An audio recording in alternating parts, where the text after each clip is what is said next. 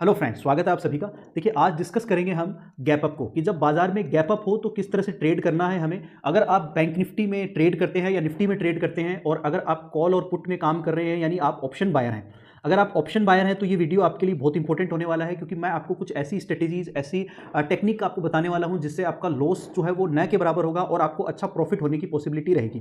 ठीक है, तो ये किस तरह से गैप अप हो बाजार में, गैप डाउन के हम पहले ही डिस्कस कर चुके हैं गैप डाउन के बारे में। तो अगर आपने वो वीडियो नहीं देखा है तो उसको जरूर देखें, ताकि उससे आपको पता चल जाए कि जब मार्केट में गैप डाउन होता है तो हम किस तरह से ट्रेड कर सकते हैं और कैसी अपॉर्चुनिटी बनती है। तो आज हम डिस्कस करने वाले हैं गैप अप को, कि जब बाजार में गैप अप होता है तो हम किस तरह से उसको ट्रेड करें, ट्रेड करना चाहिए, कब ट्रेड करना चाहिए, कब नहीं ट्रेड करना चाहिए और कब ट्रेड को अवॉइड करना चाहिए। ये सारे पॉइंट्स बहुत इंपॉर्टेंट हैं। इन सारे पॉइंट्स को हम डिस्कस करने वाले हैं, तो वन बाय वन इसको समझेंगे। देखिए, बैंक निफ्टी का मैंने चार्ट यहां पर लिया है, 15 मिनट का टाइम फ्रेम का मैंने चार्ट ले रखा है। यहां आप देखो कि बैंक निफ्टी जो है वो गैप अप होती है।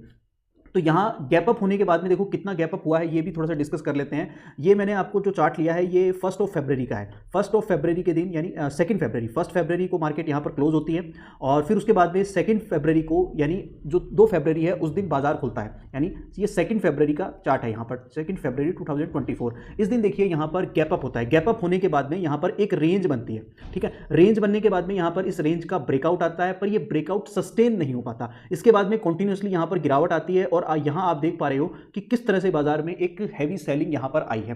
तो अब इस स्थिति में क्या होता है कि जो ऑप्शन बायर है वो कई बार ट्रैप हो जाता है, क्योंकि जैसे ही देखो इसका आप ये देखोगे कि गैप अप हुआ है, मुझे कॉल लेनी चाहिए, तो ज्यादातर लोग क्या करेंगे कि कॉल लेंगे। जो आपके बिगनर्स हैं, जो हम रिटेलर्स हैं, बिगनर हैं, नए आए हैं बाजार में, वो इसको देख करके जल्दी से कि हाँ भाई ग्रीन कैंडल बन गई है और ब्रेकआउट आ गया है, तो कॉल लेने के लिए दौड़ पड़ेंगे। और जैसे ही आपने यहां पर कॉल लिया, आप देखेंगे कि तुरंत यहां पर मार्केट जो है वो बैक टू बैक यहां पर डाउन आता गया और आपका एसएल भी जाएगा। अगर आपने एसएल लगा रखा है और नहीं लगा रखा है तो कैपिटल पूरी जाएगी आपने। ठीक है, तो अब इस चीज से हम कैसे बचें, कैसे इस कंडीशन को हम ट्रेड करें, तो इन सब पर हम डिस्कस करने वाले हैं डिटेल से। तो आप वीडियो में पूरा बना रहिए, पूरी वीडियो आपको देखनी है, बिल्कुल भी बीच में स्किप नहीं करना है, क्योंकि जो पॉइंट मैं आपको बताने वाला हूं लास्ट में, वो पॉइंट अगर मिस कर दोगे आप तो फिर उसका कोई फायदा नहीं है। तो आप जल्दी से इसको लाइक कर दीजिए और अगर आप नए हैं तो इसको सब्सक्राइब जरूर कर लीजिए। चलिए, अब मैं आपको थोड़ा सा और पीछे लेके चलता हूं और कुछ और कंडीशन में आपको दिखाता हूं कि कहां कहां यहां पर गैप अप हुआ है और किस तरह से हम उसको ट्रेड कर सकते हैं। देखिए, यहां पर भी आप देख पा रहे हो कि ये देखिए यहां पर बैंक निफ्टी में 19 जनवरी यानी 19 जनवरी के दिन भी यहां पर एक गैप अप होता है। तो 19 जनवरी के दिन गैप अप हुआ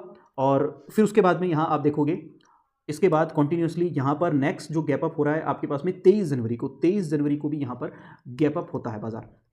देखिए, तो अब इसमें ट्रेड कैसे करना है इस बात को समझिए कि जैसे ही ये रेंज बनी है, सबसे पहले हमें क्या करना है कि 15 मिनट का जो चार्ट है वो आप लगा लीजिए, यानी 15 मिनट टाइम फ्रेम का आप चार्ट लगा लीजिए और 15 मिनट टाइम फ्रेम पर आपको ट्रेड करना है। सबसे पहले तो ये समझ लीजिए, ठीक है। छोटी कैंडल पर ट्रेड मत करिए, क्योंकि अगर आप बिगनर हैं, नए आए हैं बाजार में, तो छोटी कैंडल का मूवमेंट बहुत फास्ट होता है और आप उसको कैप्चर नहीं कर पाओगे और आपका लॉस होगा या एसएल हिट हो जाएगा जल्दी। ठीक है, तो 15 मिनट का टाइम फ्रेम आप लेंगे। 15 मिनट के टाइम फ्रेम में दो कैंडल हमें देखनी है, यानी 15 मिनट की टाइम फ्रेम की दो कैंडल कैसी बन रही है। अगर दो कैंडल जहां भी बन रही है उस कंडीशन को आप इस तरह से एक मार्क कर लेंगे, एक रेक्टेंगल ले लेंगे और उससे मार्क कर लेंगे, उसके हाई को मार्क कर लेंगे, उसके लो को मार्क कर लेंगे। अगर हाई ब्रेक हो रहा है, हाई कैसे ब्रेक हो रहा है इसको समझिए। एक यहां पर स्ट्रॉन्ग हाई जो है वो निकलना चाहिए, यानी इसके ऊपर जो है वो इस तरह से एक ग्रीन कैंडल बननी चाहिए 15 मिनट की, और इसका जो करीब 60% से ऊपर हिस्सा जो है ऊपर रहना चाहिए और 40% नीचे। ठीक है, ये बात समझिएगा। ठीक है, तभी हम यहां पर ट्रेड लेंगे और इसी का लो जो है वो स्टॉप लॉस रखेंगे और फिर उसके बाद में हम इसका स्टॉप लॉस जो है वो ट्रेल करते रहेंगे जैसे जैसे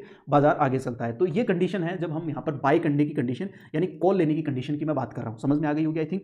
अब देखिए, हमें पुट कब लेना है। अगर बाजार जैसे यहां पर गैप अप हो गया, गैप अप होने के बाद में अगर नीचे एक कैंडल इस तरह से बनती है और वो लो तोड़ती है, ठीक है, और लो किस तरह से तोड़ती है, जिस तरह से देखो ये 23 जनवरी का आप यहां पर देख पा रहे हो कि ये एक 15 मिनट की कैंडल बनी, फिर एक 15 मिनट की, इसके बाद में देखिए ये किस तरह से एक स्ट्रॉन्ग यहां पर सिग्नल मिल रहा है सेलर्स का कि यहां सेलर्स जो है वो हावी हुए हैं। फिर उसके बाद में देखिए बैक टू बैक बाजार जो है वो नीचे कंटिन्यूसली जाता गया, कंटिन्यूसली, कहीं पर मौका ही नहीं दिया बाजार ने बायर्स को। ठीक है, तो इस बात को समझिए कि इस तरह के मूवमेंट जब मिलेंगे तब हम यहां पर क्या करेंगे, पुट बाय करेंगे। ठीक है, बैंक निफ्टी में। और पुट बाय कब करनी है, मैंने अभी जैसे बताया कि आधा घंटे की जो रेंज है उसको आप मार्क कर लीजिए। उसके बाद में अगर उसका बैक यहां पर ब्रेकडाउन आता है, अगर नीचे की कंडीशन टूटती है और स्ट्रॉन्ग कैंडल से, जैसे ये देखो स्ट्रॉन्ग कैंडल यहां पर आई है, स्ट्रॉन्ग कैंडल से ये टूटी है, उसके बाद में देखो कंटिन्यूसली एक बड़ा मूवमेंट यहां पर अपने को मिला है। ठीक है, और जब भी देखिए ऑप्शन बायर के लिए क्या होता है, आप इस बात को समझिए, ऑप्शन जो बायर है उसके लिए सबसे अच्छी चीज होती है मूवमेंट। अगर मूवमेंट हो रही है, अच्छी फास्ट फास्ट मूवमेंट हो रही है, तभी आपकी जो प्रीमियम है वो बढ़ेगा।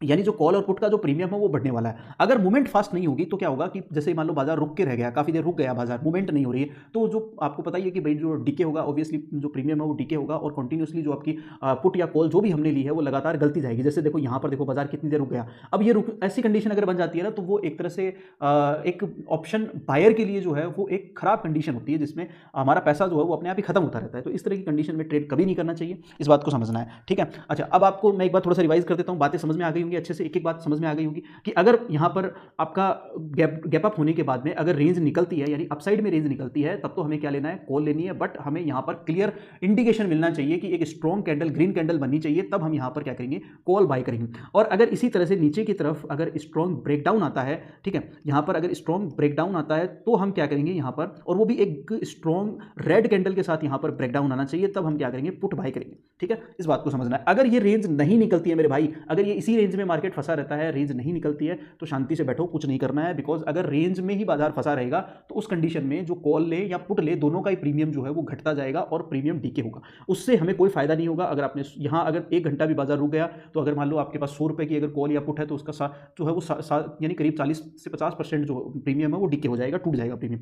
तो इस कंडीशन से हमें बचना है। तो आई होप ये बात आपको समझ में आई होगी और सबको ये बात अच्छे से समझ में आ गई होगी मेरे भाई। तो आप जल्दी से इसको लाइक कर दीजिए वीडियो को और शेयर कर दीजिए। थैंक यू, आज के लिए इतना ही।